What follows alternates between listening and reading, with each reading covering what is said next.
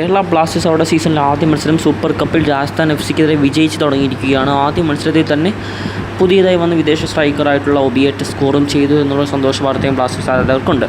അതേസമയം പലരും വിമർശനമായി പറയുന്നുണ്ട് കളി മോശമായിരുന്നു, അല്ലെങ്കിൽ മികച്ച രീതിയിലല്ലായിരുന്നു പ്രകടനമെന്നൊക്കെ. പക്ഷേ അവരുടെ ആദ്യ മത്സരമാണ്, പുതിയ താരങ്ങൾ ഇണങ്ങിച്ചേരാൻ ടൈം എടുക്കും ക്ലബ്ബുമായി. സോ ക്ലബിൻ്റെ ഗെയിം പ്ലാനുമായി പ്ലെയേഴ്സ് ഒന്ന് കളിച്ച് തുടങ്ങിയാൽ മാത്രമേ അവർക്ക് ആ ഒരു ലെവലിലേക്ക് പെർഫോം ചെയ്യാൻ കഴിയൂ. സോ ആദ്യ മത്സരത്തിൽ അവർ അതിനൊത്ത രീതി തന്നെ കളിച്ചിട്ടുണ്ട്. സെക്കൻഡ് ഹാഫിൽ രാജസ്ഥാൻ യുണൈറ്റഡ് റെഡ് കാർഡ് കിട്ടിയെങ്കിൽ പോലും അവർ മികച്ച രീതി തന്നെ കളിച്ചു എന്ന് നമ്മൾ കണ്ടതാണ്. എടുത്തു പറയേണ്ടത് പുതിയതായി വന്ന അറ്റാക്കറായിട്ടുള്ള ഒബിയേറ്റയുടെ പെർഫോമൻസ്, അതുപോലെ തന്നെ ജുവാൻ റോഡ്രിഗസിൻ്റെ മികച്ച ഡിഫൻസ് തന്നെ നമ്മൾ ഇന്നത്തെ മത്സരത്തിൽ കണ്ടു.